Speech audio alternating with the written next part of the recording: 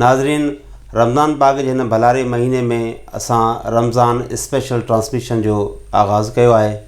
इन special transmission में असां मुख़्तलिफ़ उलमाए कराम सां वेही रमज़ान जी अफ़ादियत ते, रमज़ान जी ख़ुसूसियतुनि ते ॻाल्हाईंदासीं, जंहिंमें असां मुख़्तलिफ़ मसइलनि खे डिस्कस कंदासीं।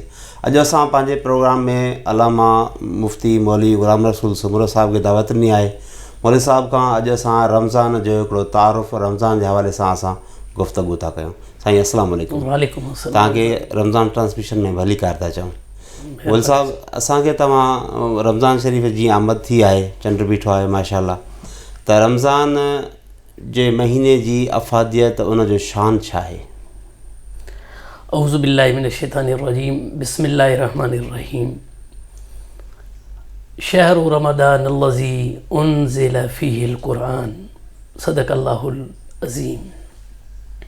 सूरह बकरा आयत नंबर 185 में अल्लाह ताला जेका रमज़ान शरीफ़ जी इंट्रोडक्शन तारुफ़ कराए थो पियो, यानी अल्लाह ताला रमज़ान शरीफ़ जे लाइ इहो थो फरमाए त रमज़ान शरीफ़ उहो महीनो आहे जंहिंमें क़ुरान पाक नाज़िल कयो वियो। बेशक रोज़ा पंहिंजी जॻह ते, ॿियूं शयूं इन जूं पंहिंजी जॻह ते, केतिरो इन जो फ़ाइदो आहे, पर वॾे में वॾो इन जो फ़ाइदो इहो जो नुज़ूल क़ुरान जो महीनो आहे।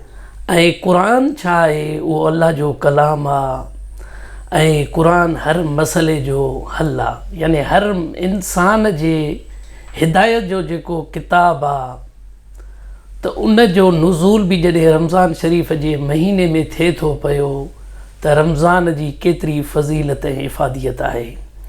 हज़रत सलमान पारसी खां रवायत आहे, जॾहिं हुज़ूर पाक सल्लल्लाहु अलैहि वसल्लम 29 शाबान जी थींदी हुई त साईं जन ख़ुतबो ॾींदा रमज़ान शरीफ़ जे बारे में। साहबा किराम जो मजमो गॾु करे उन्हनि खे फरमाईंदा त हिकु महीनो तव्हां वटि अहिड़ो अची रहियो आहे जेको बाबरकत आहे माशाअल्लाह। ऐं इन महीने में नफ़िल जो सवाबु फ़र्ज़ जो हूंदो आहे, ऐं फ़र्ज़ जो जेको सवाबु आहे उहो 70 फ़र्ज़नि जो मिलंदो आहे। ऐं हिन महीने जी जेका ख़ुसूसियत कहिड़ी आहे, हिन महीने में, ऐं हर महीने में 3 ॾहाका हूंदा आहिनि, पर हिन महीने जी जुदा जुदा फ़ज़ीलत आहे। हुज़ूर पाक सल्लल्लाहु अलैहि वसल्लम फरमायो, अव्वलुहु रहमतुन व औसतुहु मग़फ़िरतुन व आख़िरुहु इत्कुम मिनन नार, यानी हिन जो पहिरियों हिसो रहमत आहे, हिन जो विचूं हिसो बख़्शिश आहे, ऐं हिन जो आख़िरी हिसो जहन्नम खां आज़ादी जो आहे। 3 ॾहाका आहिनि, 3 ॾहाकनि जा मुख़्तलिफ़ मरहल आहिनि, नेमतूं रहमत जेकॾहिं असांखे अल्लाह जी हासिलु करणी आहे त उन जे लाइ हुज़ूर पाक सल्लल्लाहु अलैहि वसल्लम असांखे पहिरियों ॾहाको ॾेई छॾियो त जेका बि ख़ुदा जी रहमत तव्हांखे वठणी आहे उहा हिन ॾहाके में वठो। जेकॾहिं तव्हां गुनाहगार आहियो, तव्हांखे बख़्शिश पानी कराइणी आहे त विचें ॾहाके खे तव्हां मुख़्तस करे पंहिंजी गुनाहनि जी अल्लाह जी बारगाह में सर्ब सुजूद थी करे तव्हां पंहिंजा गुनाह माफ़। हिकिड़ो बहितरीनु मौक़ो आहे। जेकॾहिं तव्हांखे जहन्नुम खां आज़ादी खपे थी पई, ऐं अल्लाह ताला क़ुरान पाक में बि असांखे इहो इरशाद फरमायो आहे, या अय्युहल्लज़ीना आमनू कू अनफुसकुम व अहलीकुम नारा, ए मोमिनो पाण खे ऐं पंहिंजे अहल खे, पंहिंजे बच्चनि खे, पंहिंजे घर वारनि खे, पंहिंजे घर वारनि खे जेके बि तव्हां सां वाबिस्ता आहिनि, मुतसिल आहिनि, गॾियल आहिनि, उन्हनि खे तव्हां जहन्नुम जी बाहि खां बचायो। त अल्लाह ताला असांखे हिकु इन रमज़ान महीने में इहो पैकेज बि ॾिए थो पियो त असां आख़िरी ॾहाके में पाण खे, पंहिंजे घर वारनि खे जहन्नम जी बाहि खां बि असां बचाए सघूं था पिया। शर्त इहो आहे त जीअं पाण करीम सल्लल्लाहु अलैहि वसल्लम असांखे दर्स ॾिनो। मतिलबु हिते तव्हां हिकिड़ो सुवालु इहो थो पुछणु चाहियां त हर नेकी जी हिकिड़ी पंहिंजी अट्रैक्शन हूंदी आहे। रमज़ान पाक जॾहिं अचे थो त रमज़ान जी हिकिड़ी ख़ुसूसी हिकिड़ी कशिश आहे, उन मां अहिड़ी जेका ख़ुसूसी कशिश जेका जंहिंखे तव्हां पंहिंजी नज़र सां ॾिसो था, जेका असां मुस्लमाननि खे अट्रैक्ट करे थी, पर उन मां वधि में वधि फ़ाइदो वठण जे लाइ कुझु अहिड़ियूं ॻाल्हियूं। साईं, पहिरियों त हुज़ूर पाक सल्लल्लाहु अलैहि वसल्लम असांखे हिन जा फ़ाइदा बि ॿुधाया, असांखे हिन जी ख़ुसूसियत बि ॿुधाई, हर हिकु ॾहाके जूं असांखे फज़ीलतूं बि ॿुधाई।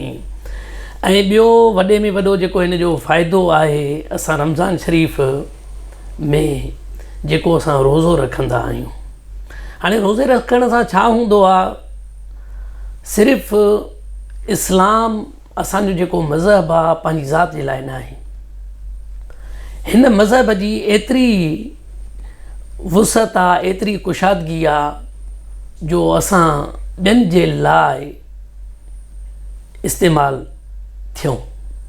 जीअं क़ुरान पाक में अल्लाह ताला फरमायो, कुंतुम ख़ैर उम्मतिन उख़रिजत लिन्नास, तव्हां बहितरीनु उम्मत हो जो तव्हां माण्हुनि जे लाइ आहियो, पंहिंजे लाइ न। त हिन में जेके असांजा मुख़य्यर हज़रात हूंदा आहिनि, साहिब निसाब हूंदा आहिनि, पोइ उहे जॾहिं कंहिं ग़रीब जे मथां, कंहिं ग़रीब जी शक्ल खे ॾिसी करे, ग़रीब जी बुख खे ॾिसी करे उन ते तंज़ कंदा आहिनि, टोंक कंदा आहिनि, जॾहिं हिकिड़ो रोज़ो पाण रखंदा आहिनि, पोइ इन्हनि खे इहो अहसासु पैदा थींदो आहे त बुख छा हूंदी आहे, उञ छा हूंदी आहे। इन्ही में ई यानी हुज़ूर पाक सल्लल्लाहु अलैहि वसल्लम सिर्फ़ु रोज़ा पंहिंजे लाइ न त तव्हां रोज़ो रखो, तव्हां पाण खोलियो। हुज़ूर पाक सल्लल्लाहु अलैहि वसल्लम फरमायो, मन फ़तर साइमन, जंहिं रोज़ाइत खे इफ़्तार कराई, सकाहुल्लाहु मिन हौज़ी, अल्लाह उनखे मुंहिंजे हौज़ खां पीआरींदो। सुभान अल्लाह। उन वक़्तु ग़ुरबत जो दौरु हूंदो हुयो। साहबनि अर्ज़ु कयो, या रसूल अल्लाह, सभई त असां इहो साहिब वुसअत न आहियूं, सभिनी खे ताक़त न आहे जो असां कंहिंखे इफ़्तार, त पाण करीम सल्लल्लाहु अलैहि वसल्लम उन्हनि खे फरमायो, चाहे उहा खीर जी लप हुजे या पाणी जी लप हुजे, उन में ई तव्हां जेकॾहिं कंहिंखे इफ़्तार था करायो त उन में ई तव्हांखे अल्लाह ताला मुंहिंजे हौज़ खां पाणी पीआरींदो। केतिरो यानी फ़ाइदो आहे क़ुर्बानी जो, ईसार जो। ऐं असांजो जेको मज़हब आहे ऐं हुज़ूर पाक सल्लल्लाहु अलैहि वसल्लम जी जेका तरबियत आहे पंहिंजी उम्मत खे, उहा इहा ई तरबियत हूंदी हुई। जीअं क़ुरान पाक निशानदी करे थो, वयोसिरून अला अनफुसिहिम वलो कान बिहिम ख़सास, पंहिंजे नफ़्सनि ते ॿिनि खे तरजीह ॾियनि था अगरि जे पाण बुखिया आहिनि, यानी ईसार जो जज़्बो पैदा थिए थो। ईसार यानी हिकु मूंखे बि बुख आहे, ॿिए खे बि बुख आहे, मानी जो गिरोह हिकिड़ो आहे। हाणे मां जेकॾहिं मुसलमान पाण खे सम्झां थो, मोमिन पाण खे सम्झां थो, ज़रूरतमंद इन जी मूंखे बि ज़रूरत आहे, पर ईसार इहो आहे जो उहा मानी ॿिए खे खणी मां ॾियां। ऐं इन सां असांजा इस्लामी जेके बि रहनुमा आहिनि, उन्हनि जूं सीरतूं जेकॾहिं असां पढ़ी करे ॾिसंदासीं, क़ुरान पाक बि उन जी निशानदी कंदो। साईं, इंसान जो रूह इन नेकिन करण सां रूह खे सुकून मिलंदो आहे। रमज़ान में जॾहिं इंसान रोज़ो थो रखे, इबादतूं करे थो, त इन सां रूह खे केतिरो इंसान जो मोतबर बणिजे थो। अल्लाह ताला इंसान खे जेको ठाहियो आहे उहो ॿिनि शयुनि खां ठाहियो आहे। पहिरियों हिकु नफ़्स आहे ऐं ॿियो रूह आहे। सही। नफ़्स छा आहे, जंहिंजी वारनि खां वठी करे चोटीअ ताईं मुख़्तलिफ़ शक्ल, कंहिंजी कहिड़ी आहे, कंहिंजी कहिड़ी आहे, ज़ाहिर में आहे, इहो नफ़्स आहे असांजो। हथ पेर सभु उन में अची विया। ऐं ॿियो रूह आहे। रूह छा हूंदो आहे, यसअलूनका अनिर रूह कुलिर रूह मिन अम्रि रब्बी, सूरह बनी इसराईल में अल्लाह ताला फरमायो त मुंहिंजा महबूब तोखां सवाल था कनि रूह जे बारे में, तूं उन्हनि खे ॿुधाए त रूह रब जो अमर आहे। वमा ऊतीतु मिनल इल्मि इल्ला कलीला, जेको बि तव्हांखे इल्मु ॾिनो वियो आहे रूह जे बारे में, जेका बि तव्हांजी रूह जी तारुफ़ करायो वियो आहे, त उहो थोरो आहे। हक़ीक़त यानी रूह जी कंहिंखे बि ख़बर न, उहा अञा वॾी ॻाल्हि आहे, उहा ॿी शइ आहे। त इंसानु ॿिनि शयुनि जो ठहियलु आहे, हिकु नफ़्स ऐं ॿियो रूह। नफ़्स जेको आहे, कुल्लु नफ़्सिन ज़ाइक़तुल मौत, सही, नफ़्स खे मौत ईंदो आहे। ऐं नफ़्स जी जेका ख़ुराक आहे, नफ़्स जेको असांजो ठहियलु आहे, उहो मिटी जो ठहियलु आहे। असांखे कपिड़ो मिटी जो ई पैदावार आहे। असांखे ज़रूरत जेकॾहिं मर्द आहियूं, जिन्सी ख़्वाहिश जी ज़रूरत पए थी ज़ाल जी, त उहा बि असांजी मिटी जी ठहियलु आहे। या असांजे नफ़्स खे जेका ख़ुराक मिले थी पई खाइण में, पीअण में माना जेके ज़रूरियात उहे बि ज़रूरत वारी ज़िंदगी मिटी आहिनि, वारियूं जेके तव्हांजे शयूं नफ़्स में ओ मिटी जूं आहिनि मिटी सां ई।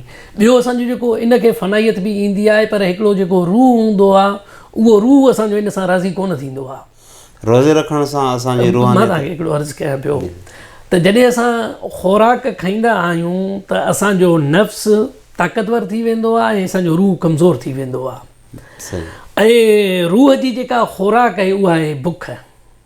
अच्छा साईं। रूह जी जेका ख़ुराक आहे उहा बुख, नफ़्स जी ख़ुराक जिस्म जी ख़ुराक आहे खाधो पीतो। खाधो पीतो। जीअं मौलाना सादी रहमतुल्लाह अलैह फरमायो आहे, अंदरूनस ताम ख़ालीदार ता धरा नूर मारफत पीनी, पंहिंजो अंदरि ताम खां ख़ाली रख त इन में मार्फत जो नूर ॾिसंदे। हाणे इन रोज़े में वरी उहो फ़ाइदो मिली वेंदो आहे जो असांजो अंदरि ख़ाली थी वेंदो आहे। पोइ इंसान जेके तालिबे मौला हूंदा आहिनि उहे मौला खे पोइ ईअं चवंदा आहिनि, हर तमन्ना दिलि से रुख़सत हो गई, अब तो आजा अब तो खिलवत हो गई। यानी इन्ही में असांखे रोज़े सां इहो रूही सुकून मिलंदो आहे, छो त रूह जी जेका ख़ुराक आहे उहो रब जी ज़ात आहे। माशाअल्लाह साईं, तमामु बहितरीनु। इन ते असांजो प्रोग्राम जो वक़्तु पूरो थियण वारो आहे। नाज़रीन, रूह जी ख़ुराक रोज़ो आहे ऐं रोज़े रखण सां रूह वधीक इंसान जो पाक थींदो आहे। हिन प्रोग्राम में एतिरो ई। इंशाअल्लाह सुभाणे रमज़ान ट्रांसमिशन में असां रमज़ान शरीफ़ जी अफ़ादियत, रोज़े जी अहमियत ते वधीक ॻाल्हाईंदासीं। हिन वक़्तु लाइ पंहिंजे मेज़बान सैयद ज़मीर आलम खे ॾींदा इजाज़त। अल्लाह हाफ़िज़।